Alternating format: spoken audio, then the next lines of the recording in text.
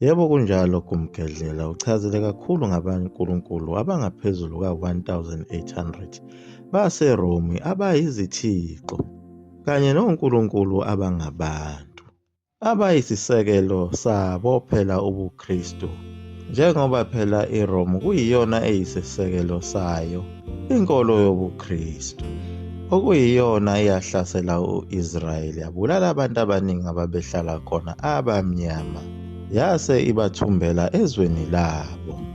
Yabe isiqonda endaweni lapho kwakulondolozwa khona zonke izincwadi ezazibhaliwe ngempilo yabo abantwana baka-Israyeli nezimfihlo zabo nonkulunkulu wabo.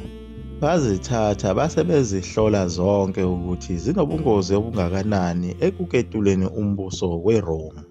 Bathola ukuthi lezi ncwadi ziqukethe ulwazi oluningi lukaMvelinqangi nokuphila kwabo abantu bakwa-Israyeli nezimfihlo zabo zokuthi babezinqoba kanjani izizwe eziningi kangaka ekubeni beyidlanzana, kanye nabo bonke ubuchule ababenabo, njengoba bakhanda phela nawo amaphiramidi. AmaRoma akhetha ukuthi azishise zonke lezi zincwadi kuze kulahleke lonke ulwazi labantu bakwa-Israyeli ababengabantu abamnyama.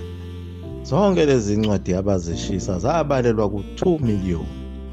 Abulala nawo amaxhegu amadala okuyiwona esaqukethe ulwazi emqondweni kanye nezimfihlo zikaMvelinqangi. Kwasala abantwana abancane abagcine bengasenalo phela ulwazi olwaluhambe nabo abantu abadala. Elapho iRome khona eyaqala ukuthi ibakhonzise labo onkulunkulu babo kanye nemigubho yabo yaseRome, ama-Easter noKhisimusi.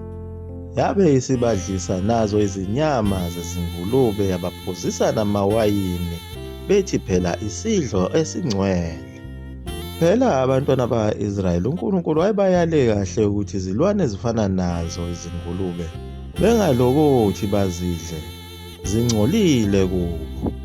Yiko phela lokho okwenza ukuthi naye uYeshua ngalesi sikhathi ekhipha amadimoni ohlanyeni awafake kuyo ingulube, ngoba ingulube phela yayingumthwali wakho konke ukungcola kwemimoya kanye nawo konke okungamagciwane uhlala kuyo ingulube.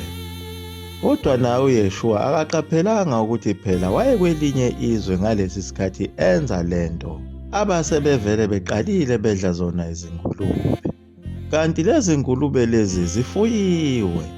Lokho kwenza ukuthi umfuyi wazo lezi ngulube adinwe aganwe unabo. Ngalesi sikhathi ingulube sezingenwe ilamadimoni zabaleka phela zayongena olwandle.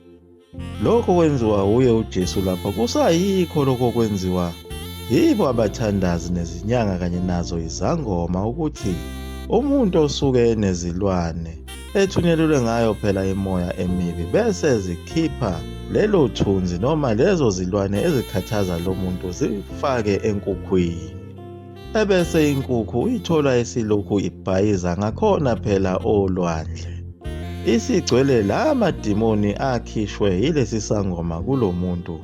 Njengoba iRome yayisigqilaze kakhulu isizwe sakwa-Israyeli, babekhala kakhulu abantwana baka-Israyeli, bekhala kuNkulunkulu wabo phela ukuthi akabakhumbule. Kodwa kwangaselula ukuthi uNkulunkulu wabo axhumane nabo phela abantwana baka-Israyeli ngenxa yayo iRome ukuthi yayisisuse zonke izimpande ezazenza abantwana baka-Israyeli bekwazi ukuxhumana noNkulunkulu wabo. Yabe isifaka zona izithixo zayo iRome kanye nayo yonke imigubho yawo efana nabo oHalloween noChristmas nama-Easter, okuyiwona ayesedumalisa uNkulunkulu ukuthi asondele kubo abantwana baka-Israyeli. Nako ukudakwa bese kudliwa izilwane uNkulunkulu athi azingadliwa kwamqhelisa kakhulu uNkulunkulu lokho.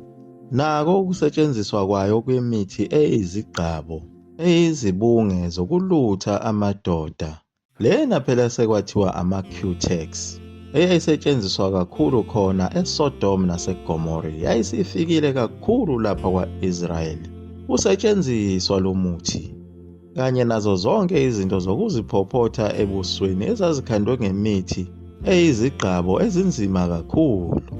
bese kuba yiso isithako sokugcoba emlonyeni esikhandwe ngesikhumba sengulube esigayiwe ngomshini sase siyomiswa sagaywa saba impuphu sase sihlanganiswa saba ngamafutha okugcoba emlomeni. Lokhu phela okuthiwa iroji. Lesi sikhumba sengulube uma sesigayiwe sibizwa ngokuthiwa ilard. Ilard lena ifakwa ezindaweni eziningi ngisho nakubo oswidi nama-chips iyatholakala phakathi nakuyo ingxenye yophaya kanye nezinkwa ikhona iladi lena kanye nakuwo ukudla kakhisimusi lona phela esuke sithi ujeli kufakwe yona iladi lena. Iyona yenza ukuthi ujeli ube ndikindiki. Phela uma ufuna ukubona lokho lobuya bundikindiki bakhe phela ujeli yilo okutholakala esobheni lamanqina uma selipholile. Nakulo isobho lamanqina engulube ilapho ubona kahle khona ilard. Konke kwakufike nawo phela amaRome. IRoman Empire phela amaRomans ababevele beprofithwe uye uDaniel ngalesa sikhathi besathunjiwe eBhabhiloni ukuthi bayophatha umhlaba njengoba lisho igama elithi Katholiki balichazwa lithi mhlaba jikelele. Njengoba naso isiphambano sabo sisachaza okufanayo ukuthi sinqobe umhlaba.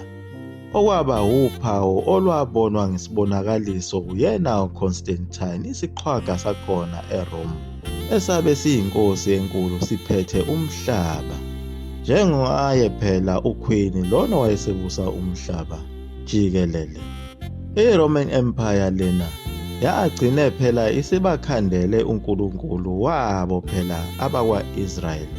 Ngalesi sikhathi bekhala bememeza bethi uNkulunkulu wethu sishiyeleni, kodwa besho lokho bebegcwele amafutha engulube behlezi nongqingili. uNkulunkulu akazange afune ukuza kubo ngenxa yokuthi yayingasekho into ebahlanganisa naye uNkulunkulu. Nalo iJerusalema laselibhubhile, uNkulunkulu wathi uyalishiya lichithekile. Kodwa iRome yayisenalo uvalo ukuthi lo uNkulunkulu wabo makwenzeka phela ebuya kubo abantwana baka-Israyeli bayoba yini bona.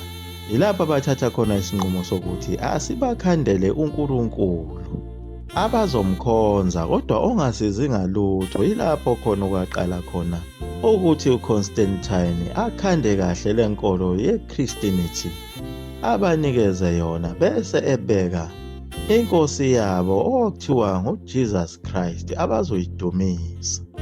Wabe sethi nangu-ke umsindisi wenu.